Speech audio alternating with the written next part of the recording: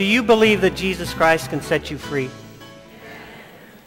Can he set you free from the sins that hold you captive?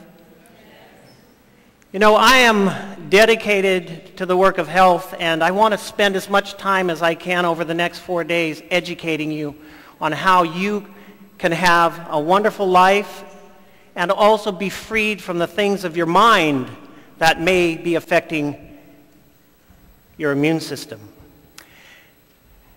During that roll-in, you saw that we run a lifestyle center called Bella Vita.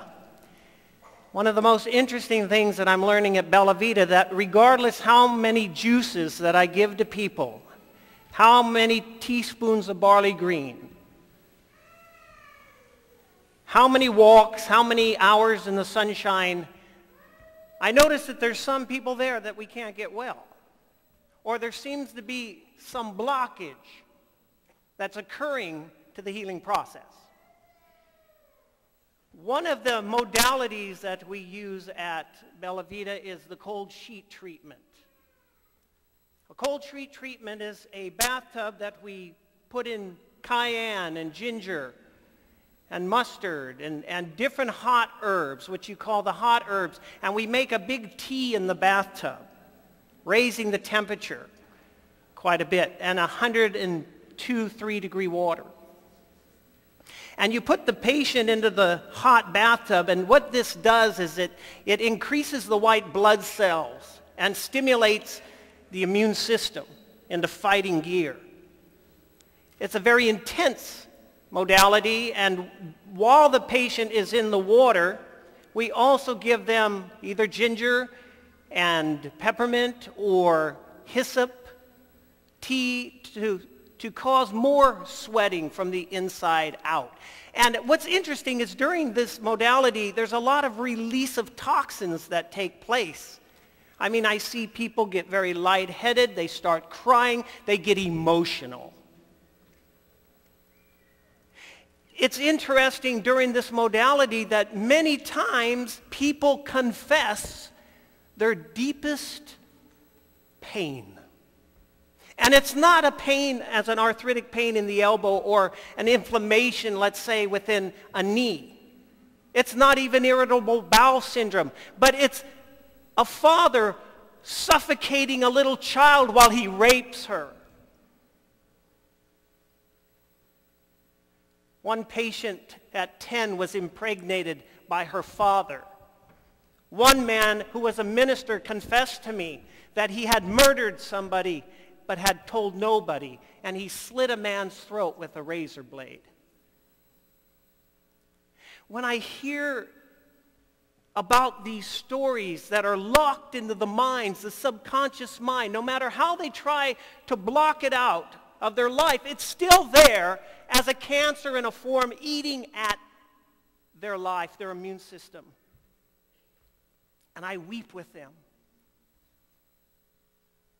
And they vent the most horrible stories imaginable. And I'm learning in this healing work that it's not just, like I said, green drinks and detox teas. You have to flush the emotions of the mind. I'm going to elaborate on this subject on Saturday at my 11 o'clock presentation, but today I want to whet your appetite with the things that I'm going to share.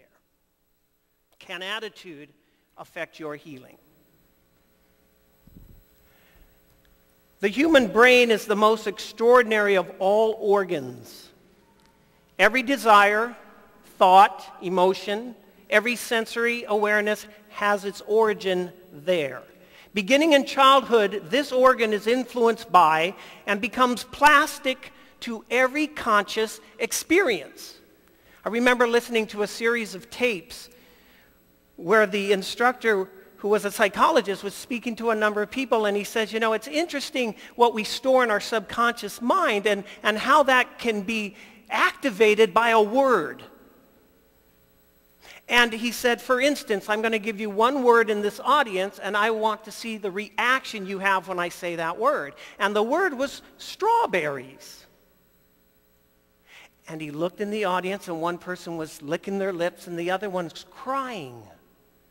Now, what was the difference? All I said was a word, a strawberry, which is a basic fruit. And people's emotions responded, one very positively, one very negatively. The positive emotion was because the person loves strawberry shortcake.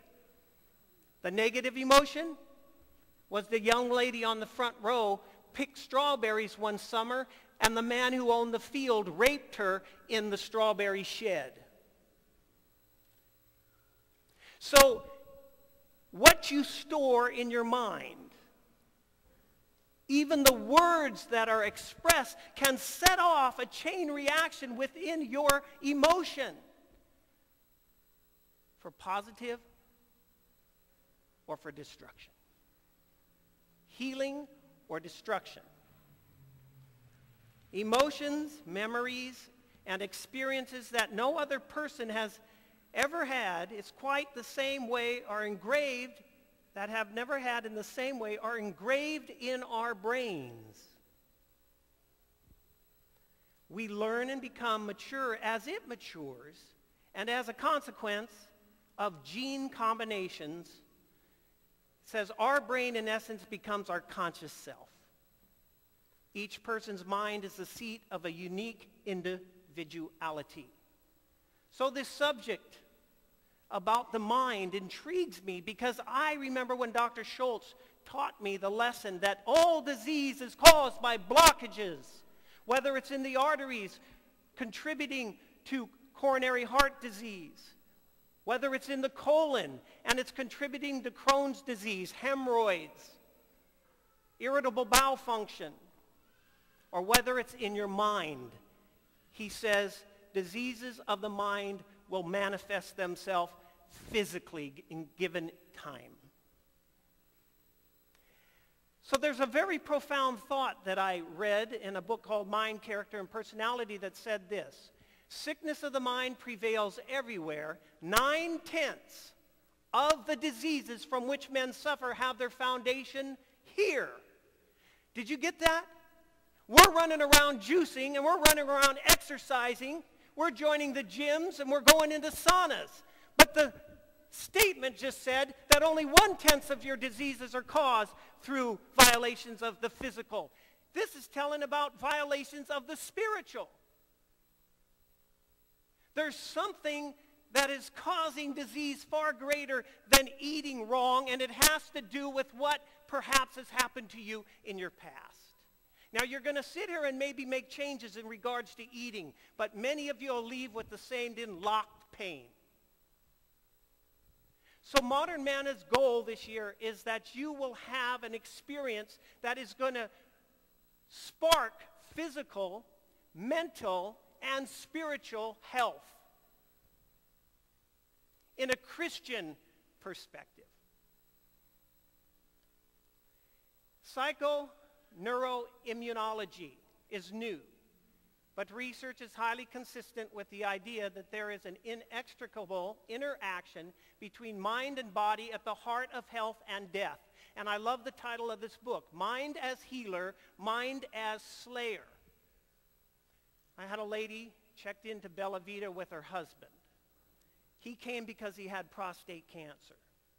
She was sitting on the couch during orientation night, and I noticed big black dark circles under her eyes. Her eyes were, as it were, just covered with this black, shadowy, ill-looking feature.